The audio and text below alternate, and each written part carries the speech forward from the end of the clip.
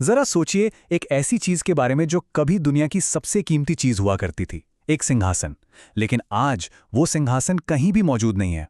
मतलब एक पूरा का पूरा सिंहासन जिसकी कीमत आज भी लगाना मुश्किल है, वो अब बस टुकड़ों में दुनिया के अलग अलग कोनों में बिखरा पड़ा है।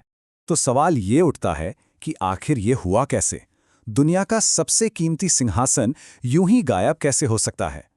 क्या इसे कहीं छुपा दिया गया या फिर इसे हमेशा के लिए मिटा दिया गया? चलिए, इस बड़ी ही दिलचस्प गुत्थी को आज सुलझाते हैं और जानते हैं कि शाहजहां के उस मशहूर मयूर सिंहासन का आखिर हुआ क्या। देखिए, ये सिंहासन किसी गुप्त तिजोरी में बंद नहीं है, बल्कि इसकी कहानी और भी हैरान करने वाली है। इसके टुकड़े आज दुनिया भर के म्यूजियम्स और शाही खजानों में बिखरे हुए हैं और हर टुकड़ा अपने आप में एक बहुत बड़ी कहानी कहता है। तो इस कहानी को समझने के लिए हमें शुरुआत में जाना होगा, इसे किसने बनवाया था और उससे भी जरूरी सवाल, क्यों बनवाया था। इसके पीछे एक बादशाह की बहुत बड़ी महत्वाकांक्षा छिपी थी। ये बात है साल 1628 की। मुगल साम्राज्य अपने चरम पर था और बादशाह थे शाहजहां। वो सिर्फ एक शासक के तौर पर नहीं दिखना चाहते थे, वो चाहते थे कि दुनिया उन्हें जिल्ले इलाही माने, यानी धरती पर खुदा की परछाई। इसके लिए उन्हें प्रेरणा मिली पैगंबर सुलेमान के उस सिंहासन से जिसे न्याय और देवी ताकत का प्रतीक माना जाता था। शाहजहां बिल्कुल वैसा ही एक सिंहासन अपने लिए चाहते थे। इस सपने को हकीकत में बदलने में पता है कितना वक्त लगा? पूरे 7 साल। सिंहासन के लिए दुनिया भर से नायाब और बेशकीमती चीजें मंगवाई गई। इसमें शानदार पन्ने थे, मोती थे, माणिक थे और हाँ, हमारे अपने गोलकुंडा की खदानों से निकले वो मशहूर हीरे जो आज भी दुनिया के बड़े बड़े खजानों की शान हैं। अब एक बहुत ही दिलचस्प बात, ये सिंहासन असल में दिखता कैसा था, इससे लेकर आज भी बहस होती है। एक तरफ है मुगल दरबारी इतिहासकार लाहौरी, जो लिखते हैं कि इसमें पन्ने के 12 खंभे थे और उन पर रत्न जड़ित मोर बने थे। वहीं दूसरी तरफ 1665 में एक फ्रांसीसी जौहरी टैवर्नियर इसे अपनी आंखों से देखकर गए थे। उनका कहना है कि ये एक पलंग जैसा दिखता था और इसमें कई सारे नहीं, बल्कि सिर्फ एक ही बड़ा मोर था। और तो और टैवर्नियर ने तो ये भी लिखा कि इसमें सबसे कीमती चीज हीरे या माणिक नहीं, बल्कि बेदाग मोती थे। लेकिन सिंहासन का ये सुनहरा दौर ज्यादा लंबा नहीं चला।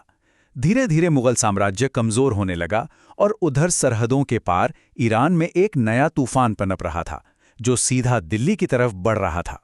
वो तूफान था ईरान का शासक नादिर शाह। उसे अपनी बहुत बड़ी सेना को चलाने के लिए पैसे चाहिए थे और उसे पता था कि दुनिया की सबसे बड़ी तिजोरी दिल्ली में है। 1739 में करनाल की लड़ाई में मुगल सेना कुछ ही घंटों में हार गई और उसके बाद दिल्ली में जो हुआ वो इतिहास के सबसे भयानक पन्नों में से एक है।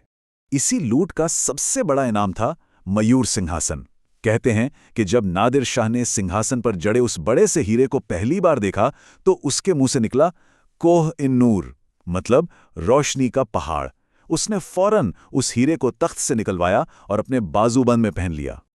आप अंदाजा भी नहीं लगा सकते कि नादिर शाह दिल्ली से कितना खजाना ले गया। इस पूरी दौलत को, जिसमें मयूर सिंहासन भी शामिल था, ईरान ले जाने के लिए 700 हाथियों, 4000 ऊंटों और 12000 घोड़ों का एक बहुत बड़ा काफिला तैयार किया गया था। मतलब ये लूट इतनी बड़ी थी कि ईरान में अगले 3 सालों तक किसी को कोई टैक्स ही नहीं देना पड़ा। सोचिए, एक शहर की लूट से पूरे देश का 3 साल का टैक्स माफ हो गया।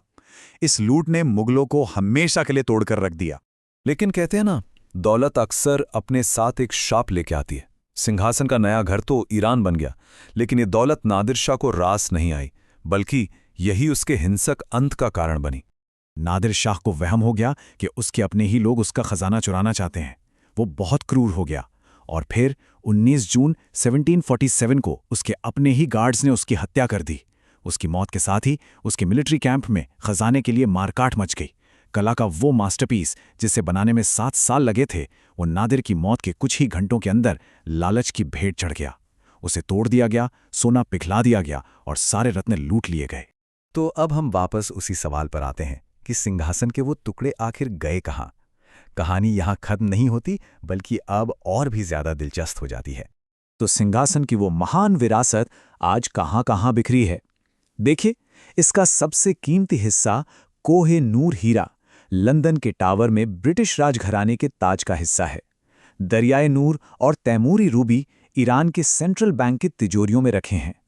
ऑल ऑफ हीरा, जिसे कई लोग ग्रेट मुगल डायमंड भी मानते हैं, वो आज रूस के क्रेमलिन डायमंड फंड की शोभा बढ़ा रहा है। यहाँ एक बहुत बड़ी गलतफहमी को दूर करना जरूरी है। पश्चिमी दुनिया में बहुत समय तक लोग ये मानते रहे कि असली मयूर सिंहासन ईरान में ही है।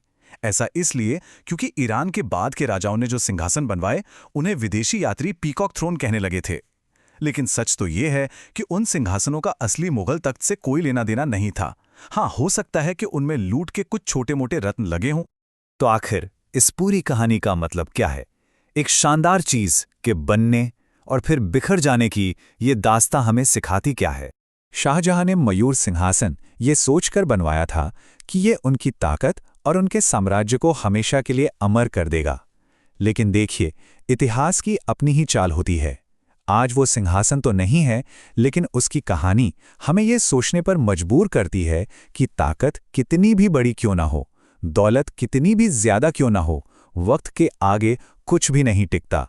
जो सिंहासन कभी दुनिया का केंद्र होने का दावा करता था, आज वो खुद दुनिया भर में टुकड़ों में बिखरा हुआ है।